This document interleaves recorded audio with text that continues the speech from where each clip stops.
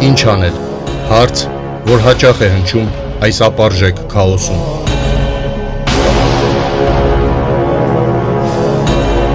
Պատասխանների փնտրտուքը յուրաքանչյուր երեքշաբթի ժամը 20-ին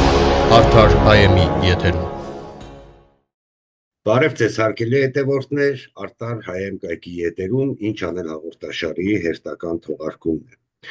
Քանի որ մեր նախորդ թողարկման ժամանակ առաքելության գիտակցման տրամաբանության ի գործի շրջանակներում մենք ձևակերպեցինք այն հանունը,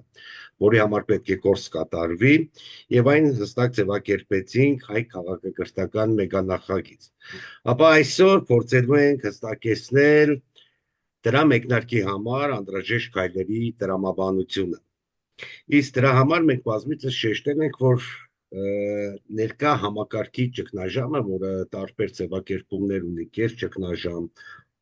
քաղաքակրթական ճգնաժամ, համակարգային ընդանուր ճգնաժամ, հնարավոր չէ հաղթահարել այդ ճգնաժամի պատճառ հանդիսացող եւ դեպի քաոսը խորացնող գործիքների միջոցով։ Որպեսզի կարողանանք, այսինքն այդ գործիքները ոչ կարող են ապահովել համակարգի առողջացումը, հին գործիքները, ոչ էլ առավել եւս կարող են նորի կառուցմանը նպաստել կամ հիմք հանդիսանալ նորի կառուցման համար։ Հետևաբար մեր նպատակին հասնելու համար մենք հստակ ձևակերպում ենք մեկնարկ եւ մեկնարկի տրամաբանական հիմքը կառուցվելու է ազգային ազատագրական պայքարի հիմքով կամ հիմքը կառուցվելու է ազգային ազատագրական պայքարի տրամաբանությամբ։ Այսպիսով կարող ենք հստակեցնել նաև այսօրվա եւ հիմնական ուղերձը եւ ասելիքի ողջ բովանդակությունը դեպի հայտնախագիծ ազգային ազատագրական պայքարի հրամայական։ Ազգային ազատագրական պայքար պետք է շեշտենք, որ ինքը ճիշտ է, մենք օգտագործել ենք բազմիցս, բայց բավականին բազմաշերտ, բազմամակարդակ իրողություն է իրենից ներկայացում բազմաթիվ բաղադրիչներով փոխկապակցված։ Որպեսզի կարողանանք ավելի պարզ ներկայացնել, փորձենք երկության հիմքով այս ամենը ներկայացնել։ Առաջինը թերևս խոսենք ազգային ազատագրական պայքարի էության մասին, այստեղ պետք է երկու շերտ առնվազն առանձնացնել, նորից մենք միասին բազմիցս խոսել ենք, որ նախ հոգևոր պատերազմում է անդրաժեշտ ազատագրական պայքարը, որովհետև ազատագրական պայքարի առաջին շերտը ընդգրկելու է անպայման հոգևոր պատերազմը, որ այսօր տեղի է ունենում։ Բազմիցս շեշտել ենք նաև, որ հոգևոր պատերազմում էր մեր պարտությունները, որի հետևանքով ունեցանք նյութական կորուստներ, եւ ազատագրական պայքար նյութական կամ ֆիզիկական պատերազմում, ինչին բոլորս ենք ականատես եղել, ինչը առավել ընկալելի է մասաների կողմից, ինչը առավել ընկալելի է հասարակական լայն շերտերի կողմից։ Սա է ազատագրական պայքարի էության երկշերտ բովանդակություններ։ Հիմա փորձենք մակարդակների մասին խոսել։ Ազգային ազատագրական պայքարը առնվազն երկու մակարդակում պետք է դրսևորվի։ Առաջինը անձնային անհատական մակարդակում, երկրորդը համակեցական ազգային մակարդակում։ Եվ այստեղ էր, որ եթե խորությամբ մենք փորձենք դիտարկել, այո, քանի որ ազգային ազատագրական հայրենատիրական պայքարի մասին ենք մենք խոսում, ապա այս երկու շերտն է, ճիշտ է, պատերազմը, հոգևոր պատերազմը, նույնիսկ երրորդ համաշխարհային պատերազմ ստացած նյութական ֆիզիկական պատերազմը ամբողջ աշխարհն է ընդգրկում, բայց այսօր մենք խոսում ենք ազգային ազատագրական մեր պայքարի մասին եւ այստեղ երկու շերտ ենք առանձնացնում։ Անձնական, անհատական մակարդակն է եւ համակեցական ազգային մակարդակն է։ Այստեղ էլ դրսևորումների համար, յուրաքանչյուր մակարդակում դրսևորումների համար նույնպես փորձենք շերտեր առանձնացնել։ Անձնական մակարդակում վերադառնալով էությանը, այսինքն շերտերը առանձնացնենք վերադառնալով էությանը։ Անձնական մակարդակում, անձնային մակարդակում առաջինը հոգևոր շերտն է, որտեղ մենք պետք է հստակ ազատագրական պայքար մղենք չարից ազատագրվելու համար։ Այս չարի իշխանությունից ազատագրվելու եւ առարչական Աստծո բանակին որդեգրվելու համար։ Սա մենք բազմից ենք շեշտել, որ հոգևոր պատերազմը յուրաքանչյուրի ներքնաշխարհով է անցնում եւ այդ ռազմաճակատագիծը յուրաքանչյուրից ներքնաշխարհի մեջ է եւ մենք պետք է հստակ ընտրություն կատարենք։ Եվ այստեղ է որ ազատագրական պայքարի առաջին շերտն է չարի իշխանությունից ազատագրվել եւ առարճական Աստծո բանակին որդեգրվել։ Իսկ նյութական շերտը առավել քան ընկալելի է, առավել քան տեսանելի է այս ապարժեք քաոսում հարմարավետության կոտուց ազատվելն է, այսինքն այդ կոմֆորտի զոնայից ազատագրվելն է եւ պայքարի դրոշակ վերցնելն է, այսինքն պայքարելու հստակ կոնկրետ քայլեր կատարելն է, ընդ որում բավականին դժվար է, բայց պետք է փաստել, որ գոնե էլիտար շերտը պետք է զոհաբերության գիտակցված մոտենա։ Հաջորդը, ինչպես արդեն ասեցի, երկրորդ մակարդակը վերաբերում է համակեցական ազգային մակարդակին, այստեղ նույնպես էության հիմքով պայմանավորված երկու դրսևորման շերտեր ունի, հոգևոր շերտում սրա մասին ինչ անելը բազմից է խոսել, նույնիսկ փորձել են կարտար հայի ամբողջ տրամաբանությունը կառուցել այս հիմքի վրա, մեր սխալների գիտակցում, սխալների գիտակցում, անկեղծ զղջում, ապաշխարանք եւ հատուսման տրամաբանությունն է, համակեցական մակարդակով եւ ավելի կոնկրետ ձևակերպումը Աստծո հետ մեր ուխտի վերաթարմացումն է։ Նորից մենք մեր ազգային համակարգով վերադառնալով մեր քաղաքակրթական կենսատարածք, նորից Աստծո հետ մեր ուխտը վերաթարմացնելով մեր առաքելության գիտակցման առաջ ենք շարժվում։ Իսկ նյութական մակարդակը շատ ավելի տեսանելի է ու հստակ, դա մեր հայրենիքի ազատագրումն է թշնամիներից։ Ընդ որում այստեղ հստակ է, որ երկու շերտ կա, այն թշնամիները, որոնք ներքին թշնամիներն են եւ բացայտ ձեռնոց են նետել մեր ազգային ինքնությանն ու մեր առաքելության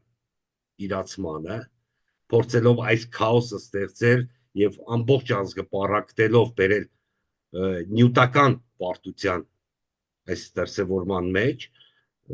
որոշակի նյութական, այսինքն նյութապաշտության դրսևորումներով գուցե այս պահին խորությամբ չի կալվում այն կորուստները ինչ ունենք, բայց այնուամենայնիվ այդ վերքերը թարմ են եւ անբուժելի են այս տրամաբանության մեջ, այսինքն ներքին թշնամուց ազատագրվել եւ ազատագրել մեր հայրենիքը օտար թշնամուց, իսկ այստեղ էլ բազմաշերտ է, սկսած առաջին իսկ կորուստը, որը շատ թարմ է, Արցախի ազատագրումն է, դարձ դեպի տուն տրամաբանությամբ եւ ընդհանրապես հայ քաղաքակրթական սուբյեկտի դարձն է դեպի իր սեփական քաղաքակրթական կենսամիջավայր։ Այսպիսով ազգային ազատագրական պայքարը ինքը շատ պարզ, պրիմիտիվ գործողություն չէ, որ կատարվելու է, չնայած ի վերջո պետք է շեշտենք, որ ազատագրական պայքարը ինքը ունենալու է շատ պարզ, շոշափելի դրսևորում, հայրենիքի ազատագրում, թե ներքին, թե արտաքին թշնամուց, բայց անհրաժեշտ է այստեղ այնպիսի մի սուբյեկտ, անհրաժեշտ է այստեղ այնպիսի մի պատասխանատու սուբյեկտ, որը ձևակերպելու է, գիտակցելու է եւ ձևակերպելու է ազատագրական պայքարի ողջ բովանդակությունը, ձևը եւ կերպը։ Այստեղ է, որ մենք ասում ենք ազգային էլիտայի անհրաժեշտությունը, որը վերցնելու է այսօրվա ազգային ազատագրական պայքարի դրոշակը եւ ազգի նվիրյալ հատվածի առաջնորդությամբ իրականացնելու է կամ հանգրվանը հասցնելու է հաղթական ելքի։ Մինչ վերջնական օրակարգի սահմանումը եւ այսպես ասած ամփոփում է իմ հատվածի, մի օրինակ բերեմ, որ այսօր Facebook-ում շատ է տարածվում, այսպես կոչված է վարչապետ կոչվածի թատերական զեղումներով են մտքի արտահայտությունը, որ պետք չէ անընդհատ փնտրել վարչապետի փոփոխություն, ոչ թե պետք է փնտրես անընդհատ վարչապետի փոփոխություն, բառացիորեն չեմ հիշում, այլ դու ինքդ պետք է փոխվես։ Ինչպես միշտ կիսաճշմարտություն եւ մոլորեցնող խոսք, որովհետեւ եթե ամեն անհատ, ամեն անձ կարողանար ինքը գիտակցել փոփոխման անհրաժեշտությունը, ինքը գիտակցել փոփոխման տրամաբանությունը, բովանդակությունը, ձևը, կերպը, Համակեցական վիճակի գալու անհրաժեշտություն չկա։ Վարչապետ կոչվածը, որ իբր թե մեր համակեցական քաղաքական դրսևորման պետության ղեկավարն է հանդիսանում, այսպես ասած առաջնորդը, ինքը պետք է այդ միջավայրը ստեղծի, բայց քանի որ այս փնտիները չեն կարող այդ միջավայրը ստեղծել, դրա համար մեղավոր է դառնում ժողովուրդը։ Եթե պրոյեկտենք սա մեր ասելիքի մեջ, ապա խոսքը վերաբերում է նորից են կրկնում այն ազգային սուբյեկտի ձևավորմանը, ազգային էլիտայի ձևավորմանը, որը պատմական պատասխանատվություն իր վրա վերցնելով առաջնորդելու է ազգին ազատագրական պայքարի։ Եվ վերջում արդեն հստակենում է օրակարգը այսօրվա կամ մեր կենսընթացը շարժվում է դեպի հայք, դեպի մեր առաքելության իրացում ազգային ազատագրական պայքարով, ազգային էլիտայի առաջնորդությամբ կամ այսպես կոչված կեղծ էլիտան նորից մեր ստանում է քաղաքական գործընթացների տրամաբանություն, հերթական կամ արտահերթ ընտրություններ, երկու պատգամավոր ավել լինելով հաղթանակ կամ երկու պատգամավոր պակաս ունենալով պարտություն գրանցելով եւ այլն, հետո մեղադրելով ամբողջ ժողովրդին։ Այստեղ է կայանում ազգային էլիտայի եւ կեղծ նյութապաշտ առաջնորդների տարբերություն եւ օրակարգը հստակ է։ Կամ մենք գնում ենք ազգային ազատագրական պայքարի դրոշակով, կամ նորից մխրշվում ենք կեղծ քաղաքական գործընթացների մեջ։ Խնդրեմ, պարոն Մակարյան։ Այո, շնորհակալություն։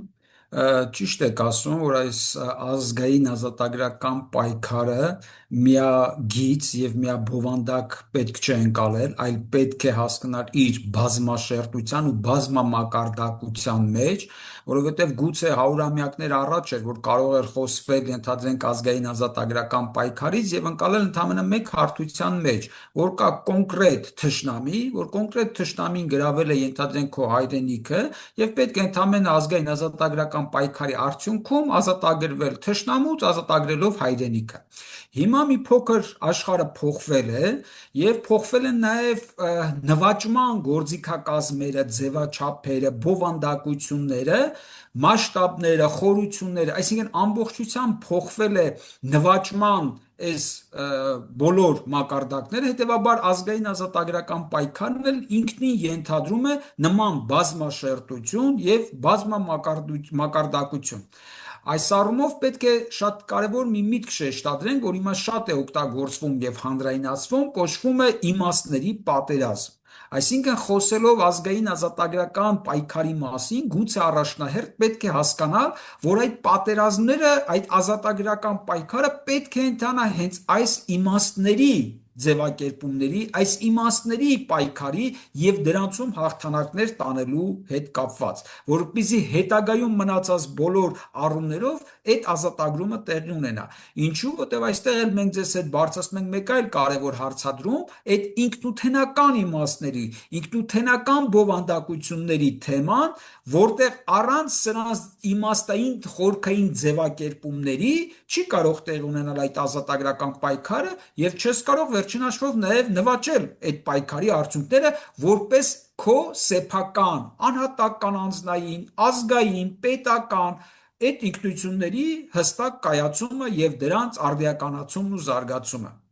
Այս առումով արժի ազգային ազատագրական պայքարին հենց մոտենալ յուրաքանչյուր բառի, այսինքն ազգային, ազատագրական, պայքար բառերի իմաստների վերաարժևորմանը, վերաիմաստավորմանը, որպեսզի մենք հասկանանք ինչ նկատի ունենք եւ ինչպես է ինքը ձեր նշած բազմաշերտության մեջ դրսևորվելու։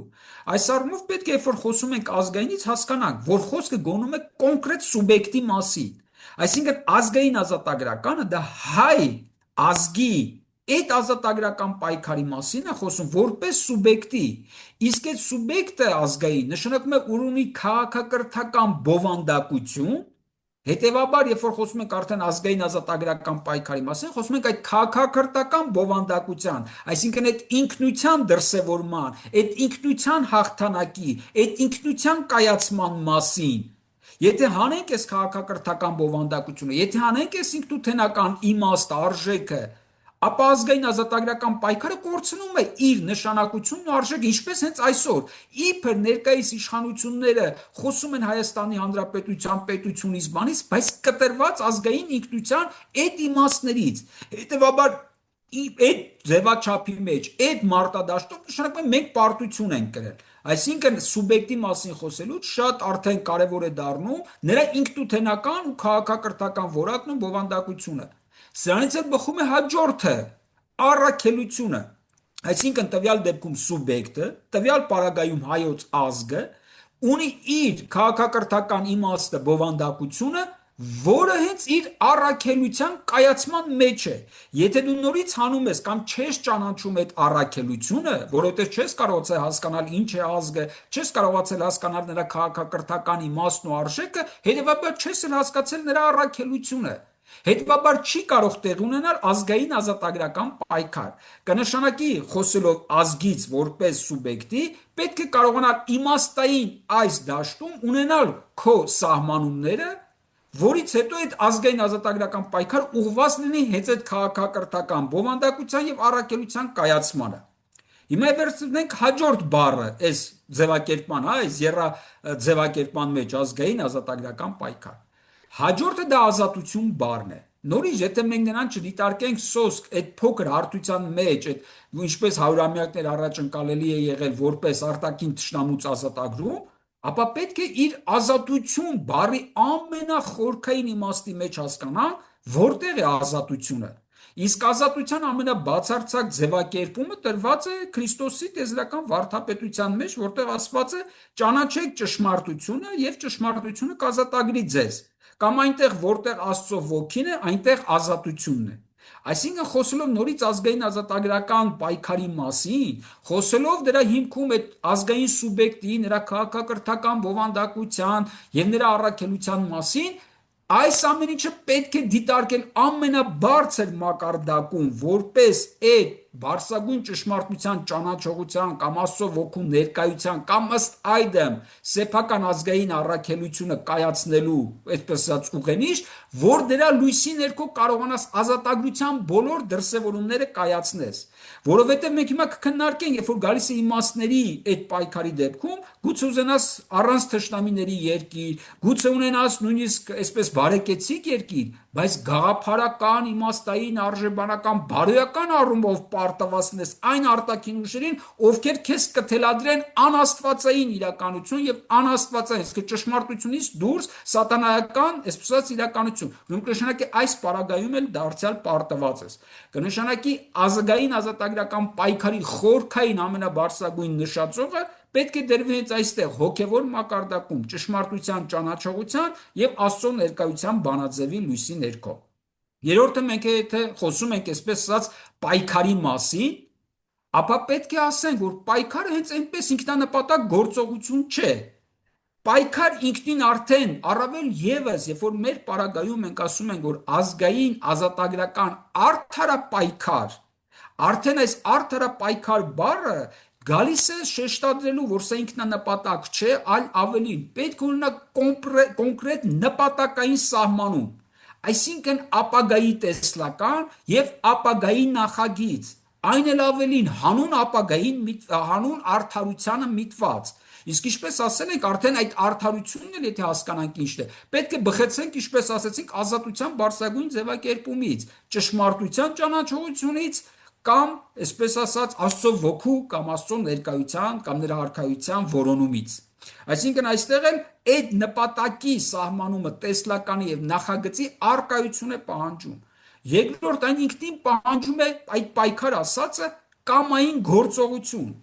Կամային գործողությունն էլ հախուռն այսպես դրսևորում չէ, որպեսզի այս մեծ գլոբալ պատերազմում հաղթանակ տանել, պետք է կոնկրետ կազմակերպվածության ու կառավարելիության բարձր մակարդակ։ Այսինքն եթե մենք գիտակցում ենք խորքի մեջ, թե ինչ է նշանակում ազգային ազատագրական պայքարը կամ արդարապայքարը, դրա որպես կամային դրսևորում, կամային գործողություն, այն էլ ազգային հավաքական ամբողջության մեջ, ենթադրում այդ ազգային ինքնակազմակերպման ու ինքնակառավարման բարձր մակարդակ։ Եվ վերջապես, եթե մենք խոսում ենք, այսպես ասած, այդ կազմակերպման ու կառավարումից, ինքնին դա ենթադրում է սուբյեկտների ներգրավվածություն եւ համապատասխան պատասխանատվության ստանձնում։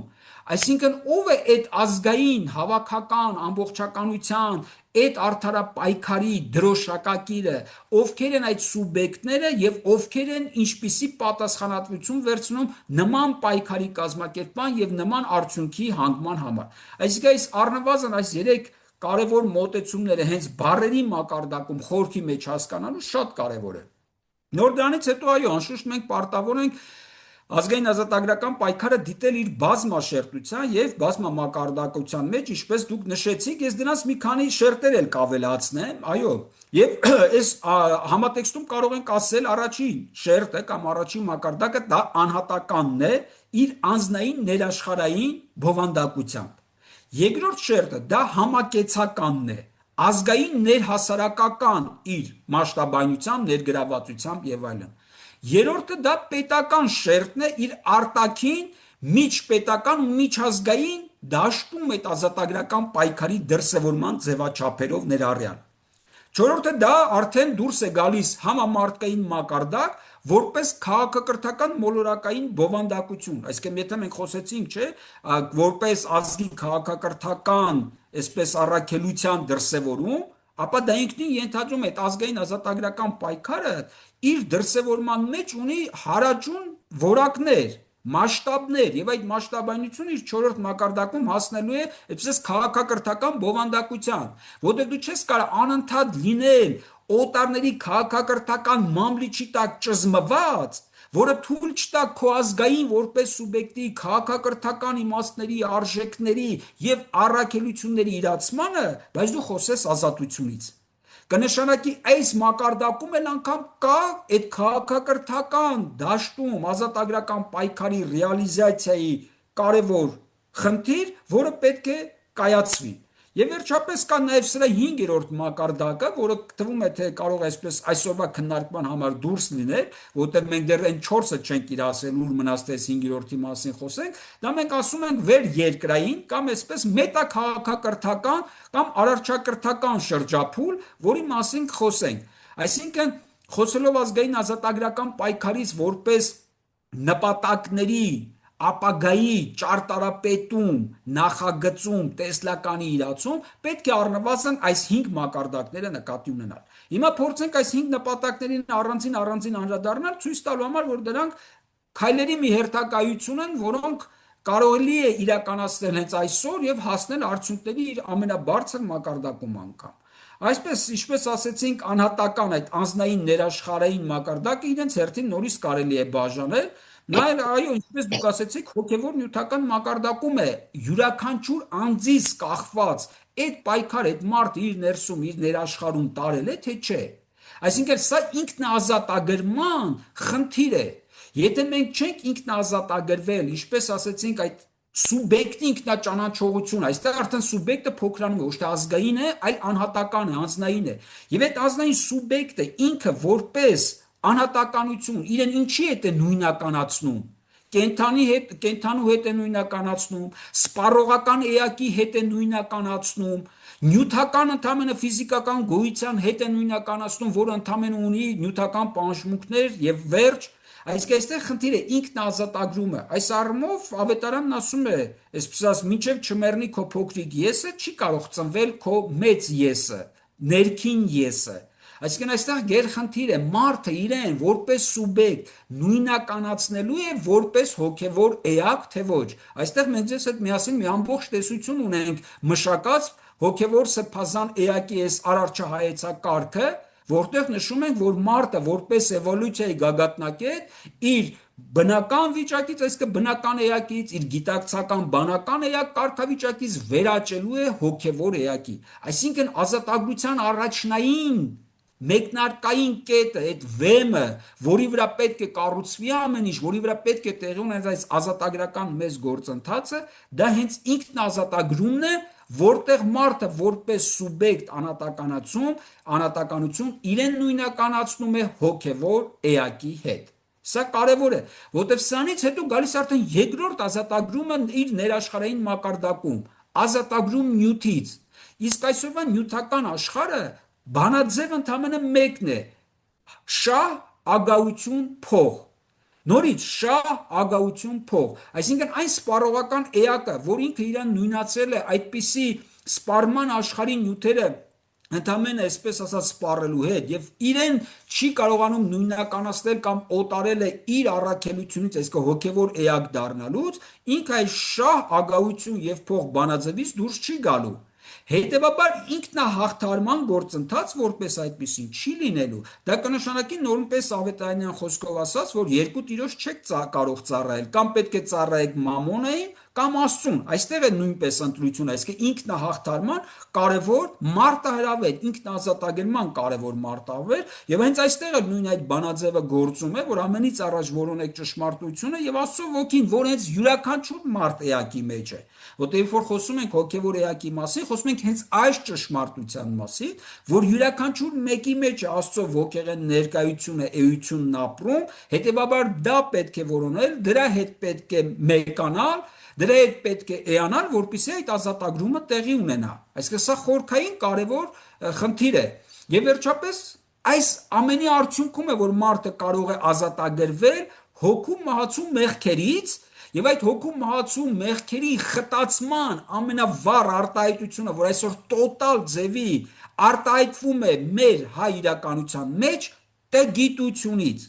Եվ այսօր մարտահրավերը, այսօրվա ամենակարևոր շեշտադրում այդ տգիտությունն է, որտեղ բոլորը կարծես թե ինքնախոստովանում են, որ տգետ են, տգիտության մարմնացում են, բայց շարունակում են իրենց իսկ տգիտություն պայքարել տգիտության դեմ։ Սա աբսուրդի թատրոնից է, որտեղ տգետները պայքարում են տգիտության դեմ, բայց տգիտության հաղթարշավով, տգիտության դրոշակներով ընդամենը։ Այսինքն սրա լավագույնն է, որ օրինակը բազմից ենք ասել, սրանից դեռ 7-8 դար առաջ Վարդան Այգեկցու այդ տգետը առակն է, որի հիման վրա 95 թվականին Արման Մանարյանը մի հանճարեղ մուլտֆիլմ է նկարել, որտեղ բանաձևը հետևյալն է՝ մինչև չմեռնի տգիտությունը կանգուն չի մնա տերությունը, այսինքն պետությունը, որը տիպիկ այսօր մեր իրականության մեջ է, եւ այդ տգիտությունը խտացել է կոնկրետ մեկ անձի մեջ, խտացել է կոնկրետ այդ մեկ անձի կառավարման, այսպես կուսակցական համակարգի եւ իշխանական այս ապարատի մեջ, եւ մինչեւ այդ տգիտության վերջը չգա, պետությունը կանգուն չի մնա։ Այսինքն այդ, որ ասում ենք հոգու մահացու մեղքերը խտացված մեկ ձևակերպման մեջ որպես տգիտություն, պետք է հաղթահարել։ Եվ սա առաջնային ազատագրումն է, իսկ տգիտությունը հնարավոր է հաղթարել միայն իմաստությամբ։ Իմաստության ակունքը կարելի է գտնել, ինչպես նաև ասեցինք, այդ իմաստների պատերազմում հաղթելով, որոնց ակունքը ճշմարտությունն է եւ ազատությունն է, որտեղ Աստծո ոգին է։ Այսինքն ամբողջական այս շղթան է, իսկ Աստծո ոգուն էլ գտնելու համար այո ճիշտ ասեցիք, զղջում, ապաշխարություն եւ մեծ դարձ։ Անհատական առումով, խոսենք նաև հիմա հավաքական առումով։ Այսինքն առաջնային, երբ որ բոլորը խոսում են համատարած հաղթելու տգիտության, այս իշխանությանը եւ այլն, պետք է հասկանան, որպես անհատ, որպես հայ մարդ, այդ ազատագրությունը իրենց մեջ կայացրել են, թե չէ։ Եթե մենք հիմա վերցնենք մեր հասարակության եւ ներանձնային հարաբերությունների մակարդակում նայենք, մենք կտեսնենք, որ այդտեղ բախվում է հենց այս տգիտության չհաղթարված խնդրը, բոլորը բախվում են իրար այս մակարդակում։ Հետևաբար մեծ ազգային ազատագրական պայքարից խոսելուց առաջ պետք է հասկանանք, մենք անհատապես կարողացել ենք ինքնահաղթահարել մենքներս մեզ, մեր թերությունները, մեր արատները եւ այլն, որպեսզի կարողանանք արդեն միջանձնային հարաբերություններում դրսևորվել այդ բարեկամեցողության, եղբայրության, սիրո, հարգանքի, համերաշխության, հաշտության մթնոլորտում, որպեսզի կարողանանք հաղթարել ավելի մեծ, այսպես ասած, պայքարի դաշտում մեր հաղթանակն ապահովելու համար։ Հիմա ավելի մեծ պայքարի դաշտը, այսպես արդեն երկրորդ շերտն է, ինչպես դուք եք ասում, այո, համակեցական, ազգային, ներհասարակական դաշտը,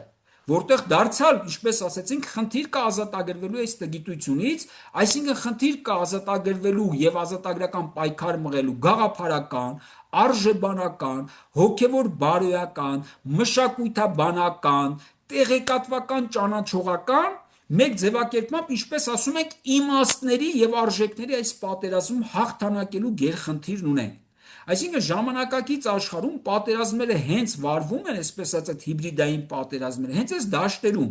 Եվ եթե մենք տեսնենք, ապա կտեսնենք, որ մեր պարտությունը, մեր հասարակության, պետության պարտությունը առաջնահերթ տեղի ունեցել այո այս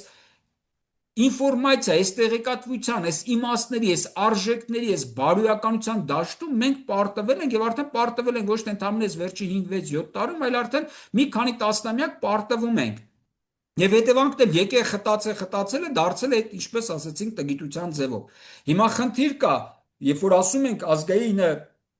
ազատագրականը եւ այլն, այդ որ ասացինք նպատակ որպես տեսլական, որպես նախագիծ ունենք, թե չունենք, ել չենք ասում դրա կամային գործողությունը եւ այլն, ծրագրավորումը, կազմակերպումը, կառավարումը եւ այլն։ Այսինքն խնդիրը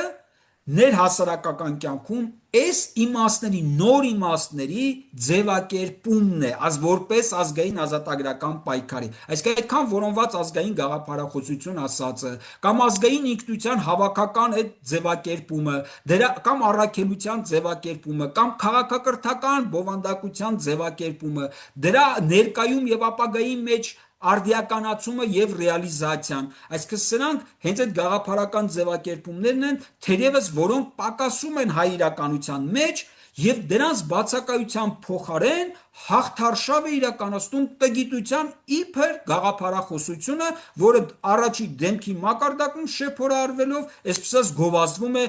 հանրային եւ այլ բարձր ացաններով եւ հարթակներով։ Այսինքն հիմա այս համակեցական երկրորդ արդեն մակարդակում սրանից բխում է դավադիր իշխանություններից ազատագրում, արդեն կոնկրետ գործողության, կոնկրետ քայլերի, կոնկրետ կազմակերպվածության արդյունքում հանգել դրան, որ տգիտության մարմնավորող դավադիր իշխանությունը որպես թուրք, ադրբեջանական, դիվերսիոն, ահաբեկչական խմբավորում ազատագրում, շատ հստակ։ Բայց մինչև այդ էլ այս ամբողջ խտացումը պետք է տեղ ուներ, որտեղ կարող է մենք ազատագրվենք այս խունտայից, բայց մի հատ ուրիշ խունտայի հանձնենք իշխանությունը, որտեղ մենք էլ այդ տգիտության մի մաս ենք ասում, չենք կարողանում ձևակերպենք ոչ ազգային քաղաքակրթության էությունը, ոչ դրանից բխող մշակութային ինքնությունը, ոչ դրանից բխող առաքելության արդիականացումն ու իրացումը ապագայի մեջ։ Այսինքն այս իմաստների ձևակերպման գերխնդիր կա։ Հակառակ դեպքում տգիտության ու դավաճանության մարմնացումներին կարող է փոխարինենք մեկ այլ, չգիտեմ, անկյալ պիղծերի կամ եւ այլ մեկ ուրիշ ձևաչափի մեջ։ Հետևաբար այստեղ դավադիր իշխանությունից ազատագրումը համար առաջի խնդիր է, բայց դրանք փոխարինել ոչ թե մեկ այլ այլասերված տրամաբանությամբ կամ ձևաչափի մեջ, այլ ազգային առաքելության այս նպատակավորված սուբյեկտի ձևավորման։ Հիմա հաջորդը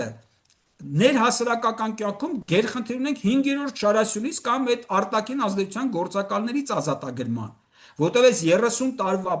մեջ այդ հիբրիդային պատերազմի այս ամբողջ գործիքակազմերից էր կասում հենց դա, այդ մեր նշած այս փափուկ ուժի միջոցով ձևավորված այս շարասյունը, այս դավադիր գործակալական ցանցը արտաքին ազդեցության, որը տարբեր ՀԿ-ների, տարբեր չգիտեմ կազմակերպությունների ձևով կարողանում է Հայաստան իրականության մեջ ատելություն, թշնամանք եւ այլ սերմանել եւ կարողանալ զավթել երկիրը ներսից։ Այս առումով նաեւ շատ կարեւոր է, որ նաեւ կրոնական աղանդավորական այնպիսի կառույցներ, որոնք դիտավորյալ ներդրված են հենց ներհասարակական կյանքը ապականելու, քայքայելու, հյուծելու համար, այստեղ էլ ազատագրական պայքարի գերկարևոր խնդիր կա։ Այսինքն ներհասարակական կյանքում նույնպես սա մի ամբողջական պայքարի դաշտ է, որտեղ պետք է պատրաստել այո փափուկ ուժի այս դաշտում կրել այդ պայքարը հաղթել առաջնահերթ իմաստների պայքարում, արժեքների բարոյականության մշակութայնացման այս ձևաչափերում հաղթել։ Եվ վերջապես նաև երրորդը պետական, այսինքն արտաքին ու միջազգային դաշտում էլ ունենք բազմաշերտ պայքարի, այսպես ասած, ճակատներ, ռազմաճակատներ, առաջին այո դուք նշեցիք, արտաքին թշնամիներից, այսինքն հայրենատիրական է, երբ որ խոսում ենք ազգային ազատագրական պայքարից, մենք ձեզ հետ միասին ձևակերպում ենք եւ աշխարհաժողով շարժումն էլ հենց այդպես էլ կոչվում է ազգային ազատագրական հայրենատիրական շարժում։ Այսինքն այստեղ այդ արտաքին թշնամիների դեմ պայքարը պետք է դրսևորվի որպես հայրենատիրական պայքարի արդյունք, հայրենիքի զավթված մեր հողերը, մեր աշխարհները, հայոց աշխարհները պետք է վերադառնան եւ դառնան մեկ ամբողջական, բայց դրան հասնելու համար առաջնահերթ հաղթական պատերազմները պետք է տանենք ներսում, որտեղ մենք տեսանք, որ եթե ներսում ամրոցները գրավված են, ապա հանձնելու այս գործընթացը շատ հեշտ մեկ ստորագրությունում, մեկ գիշերում կարողանում են շատ արագ հանձնել պետական հայրենական հողերը։ Հիմա հաջորդը պարտադրված հակաքաղաքակրթական ու ապամարտկային կոնվենցիաներից ազատագրումը։ Այս է նաև որ ասում ենք արժեբանական, իմաստաբանական եւ այլն, չէ՞ որ մեզ նաև հենց գրավել են այդպիսի իրավական դաշտում, մեզ պարտադրելով այս կամ այն օրենքները։ Հաջորդ մակարդակ արտաքին ազատագրական պայքարի նեոգաղութային միջազգային պարտավորություններից, հենց այդ համաձայնագրերը, որ կան տարբեր տեսակի, մեզ պարտադրում են եւ մենք այստեղ ակցիանի մեջ ենք հայտնվել։ Եվ վերջապես արտաքին ազատագրական պայքարի կարևորագույն մեկ ձևաչափ է նաև ֆինանսական, տնտեսական ազատագրումը, որպես նեոգաղութային մոդելից ազատագրում, որովհետև 13 միլիարդ պարկ ունենալ այսօր, որը դրված է ոչ միայն մեր, այլ գալիք սերունդների վրա, ուրեմն կնշանակի դու արդեն գերության մեջ ես։ Հետևաբար ազատագրման այս գործընթացը նույնպես կարևոր գերխնդիր է կարծում եմ, որը պետք է նույնպես հաշվի առնել։ Եվ վերջին հաշվով ազատագրության այլ մակարդակներ էլ կան, բայց քանի որ ժամանակը շատ սուղ է, դրանց չենք անդրադառնա, ինչպես նշեցինք արդեն իր համամարտկային մակարդակում որպես ազգի առաքելության ձևակերպում քաղաքակրթական դաշտում եւ նաեւ արարչակրթական իր դրսեւորումներում, որի մասին թերևս հարկ եղած դեպքում խոսենք ապագայում։ Բայց գոնե այս երեք մակարդակներում ներանձնային, ազգային, ներհասարակական եւ պետական դրսեւորումներում մենք պետք է այդ ազգային ազատագրական պայքարը հստակ կարողանանք նպատակային սահմանել, կամային գործողություններով իրագործել, բայց միևնույն ժամանակ ձևավորել այն սուբյեկտներին, ովքեր իզորու կլինեն այդ գործողությունները կատարելու, կրելու համապատասխան պատասխանատվություն եւ առաջնորդություն։ Ավարտեցիք։ Ասելիք շատ կա, բայց ժամանակը սուղ է։ Նա փորձենք ամփոփել, այո, ինչպես նշեցինք,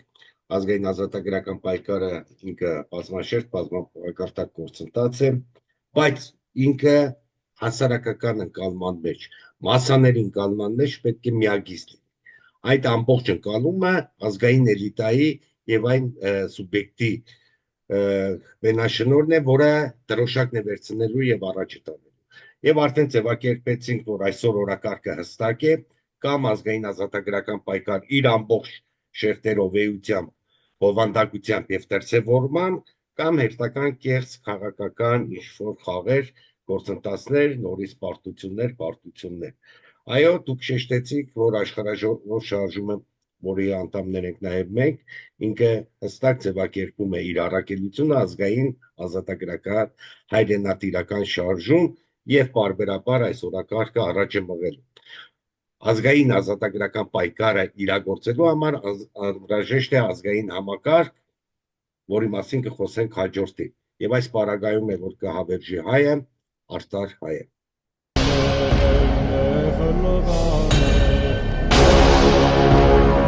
Ինչ անել։ Հարց, որ հաճախ է հնչում այս ապարժեք քաոսում։